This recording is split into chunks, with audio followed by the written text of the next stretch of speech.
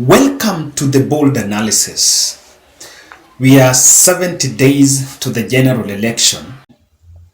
If you are keen, you will realize that this is the first election since independence that the gamer community are not having high stakes. All the way from independence. 1992, Matiba became number 2. 1997, Mwai Kibaki was there. 2002, 2007 all along. For the first time, the gamer nation are not having a formidable presidential candidate at the ticket. And just a sidebar, even the Luo community 5 years from now, they will be where the gamer nation is. But how did we reach here? In this analysis, we are going to look at inside scheme to block gamer, to ensure that no gamer leader will rise to presidency after Uhuru Kenyatta's exit. And this is a scheme that was hatched some time back by one Dr. William Samoei Ruto. So we're at a situation where Deputy President William Ruto did not foresee a situation where Raila and Uhuru were going to regroup and form one front. The misery of how the BBI went fallen, because the first idea was that Raila and Uhuru were going to form a campaign momentum after BBI. But after the collapse of BBI, it seems they did not lose the battle. And Raila Odinga, the misery of how Raila Odinga formed Azimio la Umoja to consolidate a host of leaders across the country and also in Mount Kenya, is not something that Deputy President William Ruto preempted. Because on his side, he had already formed a group of legislators that were plucked out, rather that were going against President Uhuru Kenyatta in Mount Kenya. And let me explain this by saying one thing. As we talk now, successfully there has been a split in central Kenya. It has been divided in the middle. Maybe it's a diagonal or it's in the middle. There are people who support Raila Odinga because of allegiance to President Uhuru Kenyatta, and there are people who support Deputy President William Ruto because of maybe bottom up or a protest against Uhuru. So everyone that is getting a vote in central Kenya is getting a vote because of Uhuru Kenyatta. Deputy President is running the narrative that Uhuru betrayed him and Uhuru betrayed the community, or rather the area, did not develop the area. So there is a protest vote against Uhuru, and there is also another vote for Uhuru in the name of Raila Odinga. This is something I want to say. When William Ruto formed the UDA and brought in Alice Wahome, Ndindi Nyoro, Rigathi Gachagua, Moses Kuria, Mwangi Kiunjiri was also formerly part of that team, and the Purity Ngirishi, he did not foresee a situation where Uhuru was going to regroup and also provide another stand. But he knew that at some point Uhuru would have an interest in the 2022 presidential contest. That is something that Deputy President had. But then he decided not to pursue also the interest of President Uhuru Muigai Kenyatta. Because of that, the gamer is divided in the middle. So I decided to pose a question to some two friends of mine. One is from Nyeri, one is from Murang'a. And I asked him, now that Kikuyu nation is divided, who stands to benefit, or where does this put them in the next 5 years? Then in simple terms, this is what I got. That one, they stand to lose. Why? If Raila forms presidency, if Raila wins presidency with the 15%, or rather with the 30%, which is merely 1.5 million votes from the gamer nation, and he forms the government, most likely he will not have a big debt to settle with them, and they might not really be at the center of his presidency. So, because again, if they bring 1.5, someone from Coast also has 1.5, Westerns maybe bring 2 million, really, if you look at it, Raila might not be so much focusing on it unless they're trying to form a covalent bond again for 2027. But if Raila will not be interested in the 2027 contest, then Gema will not really stand a prime chance. If Kenya Kwanza forms government, then William Ruto most probably is not going to focus on the election that he has won. Immediately sworn in, he's going to focus on 2027. That 2027 matrix can be mad with betrayal and change of allegiance and new political signings. And Ruto might even form another dream team away from the Mount Kenya. Because the truth of the matter is this: if he forms government with the likes of Rigathi Gachagua, by 2027, that euphoria of Kalenjin Kikuyu bond might not have a good threshold for them to win presidency, because the rest of the country might merge and say, okay, it's not about Kikuyu Kalenjin. So most probably he might change and even betray the central Kenya, bring in Kalonzo Musyoka and some people that maybe were supporting Raila Odinga, and they form another front in 2027. So how is this division going, or rather this split, part of his master scheme? One, to find out that there is no any other election again, that the question of central Kenya is going to decide, that central Kenya is going to decide the presidency. That is it. Because what Ruto has learned, and Ruto joined politics in 1982 and has been a deputy president for 10 years, that whenever Gema Nation wherever they try to if they put their vote in one basket, it doesn't matter who, they're going to win that seat. If Gema today vote for a candidate and they just merge Gema and they decide to support maybe a Kamba, or they try to support Luo and another, just four, they're most likely going to win.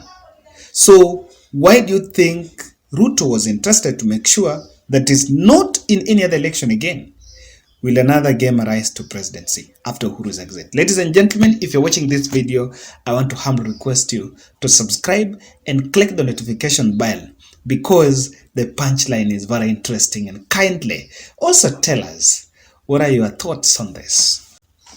That there is lack of community conviction for power because of the division in Mount Kenya.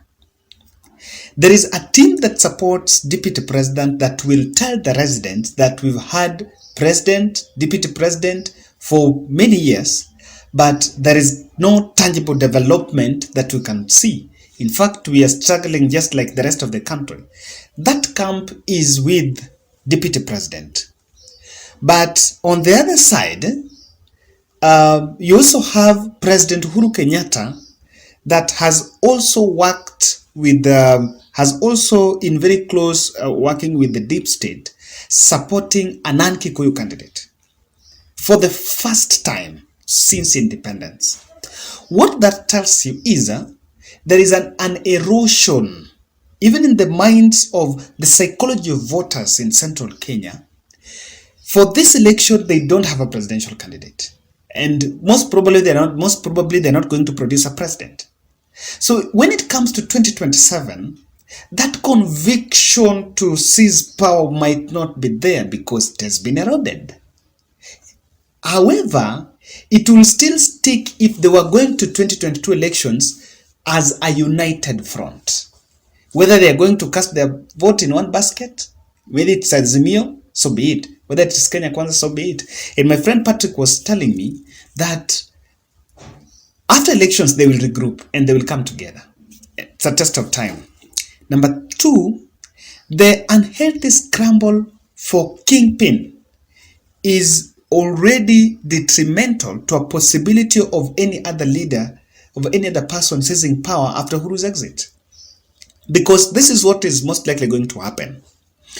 If Raila wins with Martha Karua, then the likes of Moses Kuria and Rigathi Gachagua, of course, UDA might split into two. There are some leaders that will cross over and say we cannot play opposition politics, we are joining government. But those who are going to play opposition, the ones that are going to play opposition, they will not be doing opposition politics, not exclusively on seizing power, but they also want to dent Martha Karua, because if Martha wins with Raila, Martha automatically becomes the Kingpin.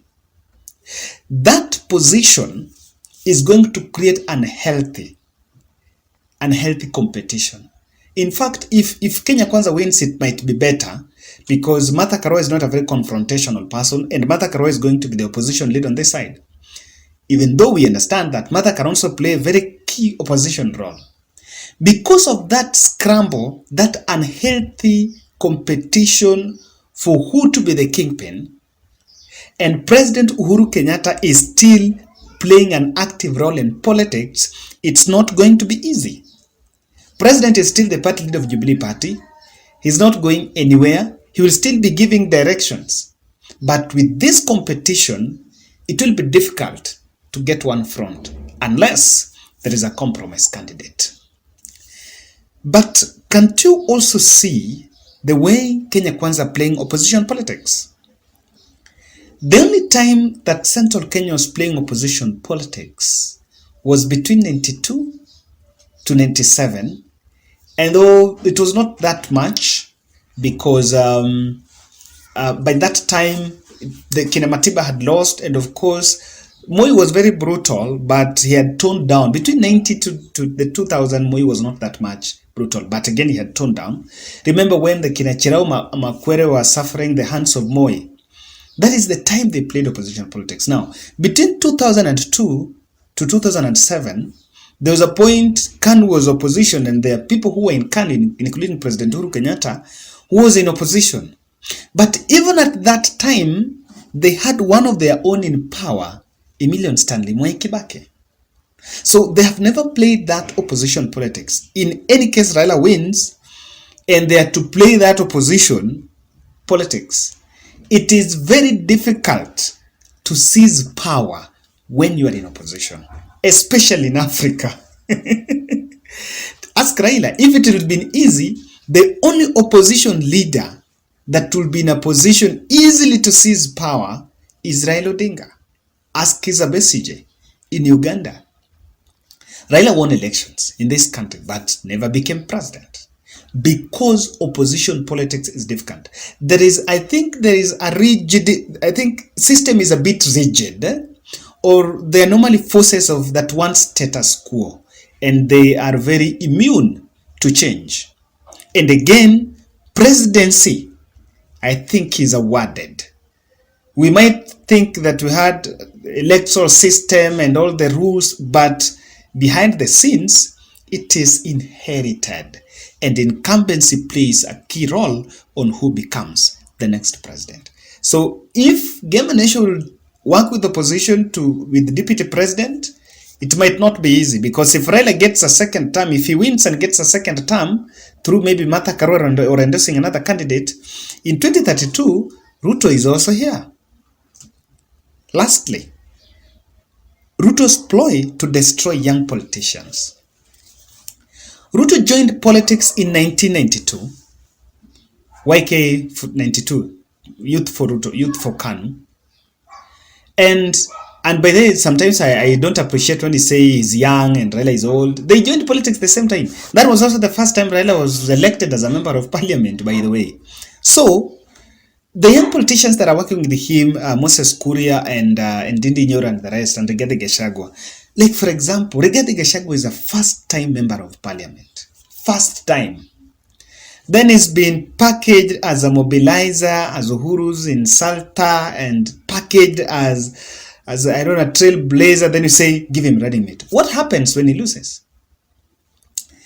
If you look at Ruto, he's the most, in Kenya Kwanza, in the UDA, he's the only politician that is most formidable, even in terms of experience. But all the rest are young people. He's destroyed them. Rigathi Gachagua, if he loses that running mate, what happens? Most likely going to political oblivion.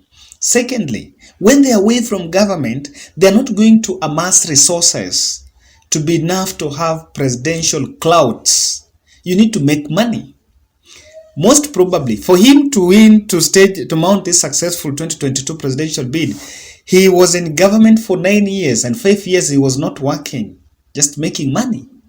So, Moses Kuria, when will Moses Kuria vie for president? Now that he wants to inherit Uhuru. When will Rigathi Gachagua vie for president? If in the next 5 years he's not in government, when is he going to get money? Ladies and gentlemen, that was my analysis on the Ruto scheme to make sure that no one inherits President Uhuru Kenyatta. Kindly, I want to check your comments and I want mature discussion in this. Let's keep talking in the comment section.